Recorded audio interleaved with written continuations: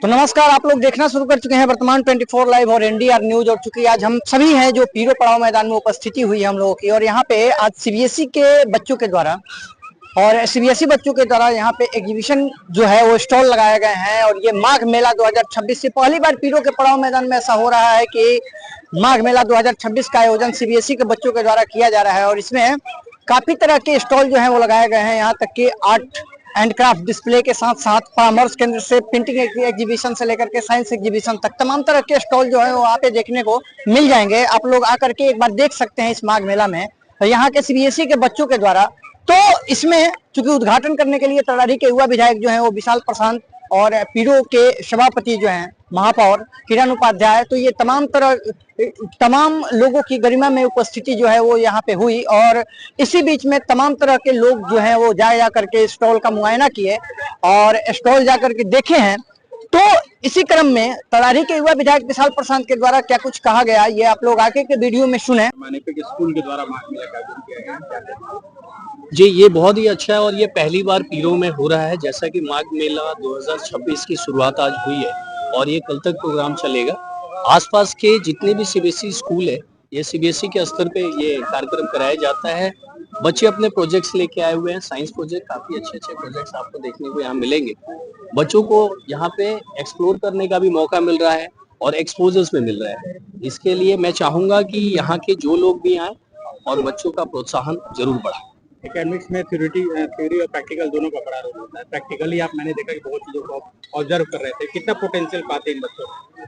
देखिए, बिल्कुल हम लोग जब भी किसी भी प्रोजेक्ट में जाते हैं, आज आपने देखा होगा कि हमारे माननीय मुख्यमंत्री भी बहुत सारे प्रोजेक्ट्स देख रहे हैं।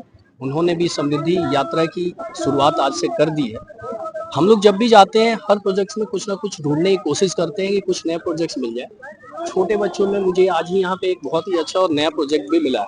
तो इन सब चीजों को लेके क्रिएटिविटी हमारे अंदर भी आती है, बच्चों के साथ हम भी इंजॉय करते हैं। एक सवाल राजनीति से जुड़ा है। खरमास खत्म हो गया है अपने विधानसभा क्षेत्र में, नए आप अपने कार्यकाल में योजनाओं की शुरुआत कब करने जा रहे हैं? पहला योजना किस क्षेत्र या पंचायत?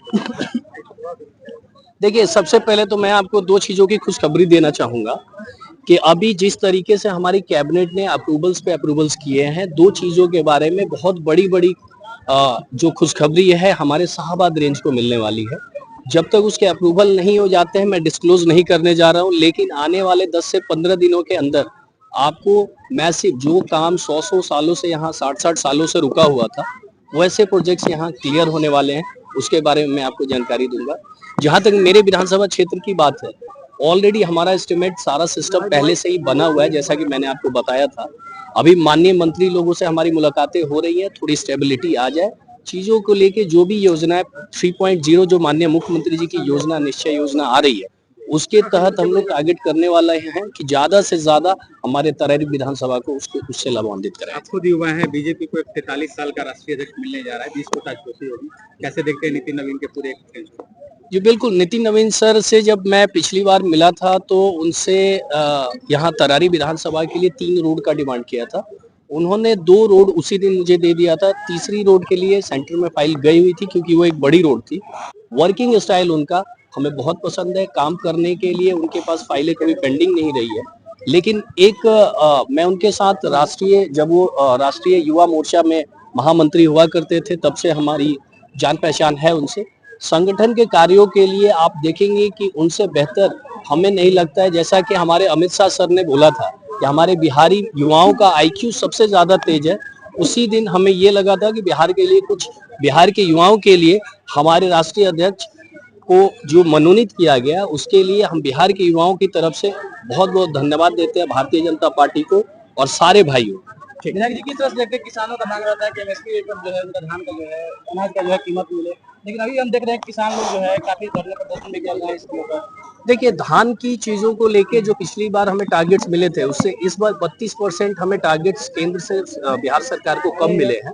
उसको लेके हमारी बिहार सरकार की कैबिनेट की तरफ से और बिहार सरकार के माननीय मंत्री 2 मंत्री हैं, दोनों की तरफ से केंद्र को लिखा गया है कि जल्द से जल्द जो टारगेट्स घटाए गए हैं उनको पूरा किया जाए। साथ में हमारी रिव्यू मीटिंग माननीय मंत्री जी के साथ में और यहाँ के जिला प्रशासन के जो डीएम साहब हैं उनसे भी हुई है। हम लोगों ने प्रयास किया है कि कुछ ऐसे जिले हैं जहाँ के धान की खेती बहुत अच्छे से नहीं होती है, वहाँ की अधिप्राप्ति का जो टारगेट है उससे वो काफी पीछे चल रहे हैं, उसकी कटौती करके हमारे भोजपुर जिला को दिया जाए और ज्यादा से ज्यादा हमारा प्रयास रहेगा। किसान भाइयों का दर्द हमें कुछ समझ में आया है, अगले आने वाले वर्ष में मैं इसको बहुत अच्छे से सुधार करूंगा। बदली है, बच्चों का इंडेवर बदल रहा है, क्या ऑब्जर्व किया आपने एज ए पेरेंट्स या as a guardian? Magh Mela इसका नाम सीबीएसई सेंट्रल स्कूल ने दिया है और बच्चों की बौद्धिक विकास सभी चीज़ का और उनके सर्वांगीण विकास की झलक इस माघ मेले में दिखाई दे रही है।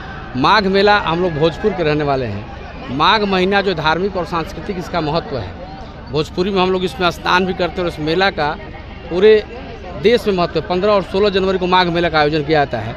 तो सीबीएसई सेंट्रल स्कूल के प्रबंधन को मैं यह बधाई देना चाहूँगा कि इस परंपरा को, उनकी सोच, उनका विज़न बहुत ही कुशल है। और एज ए गार्जियन आप कहते हैं तो हमारे बच्चे, आप वहाँ से शुरू कीजिए, पानी में आग लगाने से लेके, जादू से लेके, साइंस एक्सिबिशन, आर्ट क्राफ्ट से लेकर हर तरह के। और मैडम ने बताया भी, ये बच्चे हमारे देश के भविष्य हैं और इनके बेहतर भविष्य की शुभकामनाओं के साथ इस माघ मेला 2 दिवसीय माघ मेला है। हम चाहेंगे कि आप लोग भी इसका आनंद लें। और देखिए, आज सूर्य भगवान भी प्रसन्न है और पूरा एकदम अद्भुत नज़ारा है। तो इस माघ मेले से बच्चों का बौद्धिक विकास तो होगा ही, एक परंपरा, एक धार्मिक और आध्यात्मिक जो सोच है, सनातन धर्म का ये बहुत प्रमुख मेला माना जाता है। और माघ मेला का आयोजन करके सीबीएसई ने एक अच्छी परंपरा की शुरुआत की है। हम चाहेंगे कि यह परंपरा हमेशा कायम रहे और हम लोग इसमें सहयोग करते रहें। धन्यवाद। अमरिंदर बाबू आ गए हैं। परिषद के अंतर्गत जो है सीबीएसई सेंट्रल स्कूल के द्वारा जो है माघ मेला का आयोजित किया गया है, क्या क्या आपने देखी यहाँ पर भीड़ की? जी, सबसे पहले तो मैं सीबीएसई सेंट्रल स्कूल का बहुत बहुत आभार व्यक्त करती हूँ जो मुझे इस मेले में आने का सौभाग्य प्रदान हुआ। इसके लिए पूरे स्कूल प्रबंधन को मैं बहुत बहुत धन्यवाद देती हूँ। और जैसे कि अभी हम लोग सिर्फ साइंस एग्जीबिशन का ये सब जो बच्चों द्वारा बनाया गया है, सचमुच देख के मन बहुत प्रसन्न हो रहा है। एकदम अद्भुत है ये, और बच्चे जिस तरह इसको प्रेजेंट कर रहे हैं बहुत काबिले तारीफ़ है। और ये मैंने बच्चों को हम क्या कहें, मैंने देख के लगता है कि सचमुच ये हमारे पीरों के ही बच्चे हैं। और एक दिन मैं चाहूँगी कि ये बच्चे बहुत बड़े बड़े साइंटिस्ट बने और हमारे पीरों के साथ साथ हमारे देश का नाम रोशन करें। और इसके लिए मैं स्कूल प्रबंधन से जो भी होता है, ये लोग जिस तरह से तैयारी करवाते हैं बच्चों को, इसमें स्कूल प्रबंधन के सभी शिक्षकों का बहुत बड़ा हाथ है और साथ साथ सभी गार्जियन का भी बहुत बड़ा हाथ है कि वो सहयोग करते हैं अपने बच्चों को आगे बढ़ाने के लिए। हम चाहेंगे कि हम लोग भी इसको प्रोत्साहित करें और बच्चों को आप लोग भी देखिए और बच्चों को ज़रूर प्रोत्साहित कीजिए कि आपने बहुत ही बढ़िया किया। और सचमुच हमारे बच्चे एक से बढ़ के एक हैं। स्टॉल में आपने क्या क्या देखी यहाँ पर भीड़ की? यहाँ पर अभी तो मैं बता रही हूँ ना कि अभी सिर्फ साइंस एग्जीबिशन का देखे हम लोग। और यहाँ पे सबसे बड़ी बात है कि यहाँ एक मैदान में बहुत सारे के जैसे आर्ट एंड क्राफ्ट है, बच्चों के द्वारा बनाए, खुद से बनाए हुए मैंने भोजन भी यहाँ जो है, जो आप खुद पे करके और खाइए और बच्चों का उत्साहवर्धन कीजिए। मैडम, आप खुद एक पेरेंट्स हैं, पेरेंट्स क्या बच्चों को कैसे मोटिवेट करें, खास करके पढ़ाई सीखा? देखिए, पढ़ाई तो बहुत ज़रूरी है। पढ़ाई के साथ साथ जो ये सब ये हमारे लगता है ये पीरों में पहला ऐसा आयोजन हुआ है जो बहुत काबिल तारीफ़ है। ऐसे आयोजन हर स्कूल को करना चाहिए।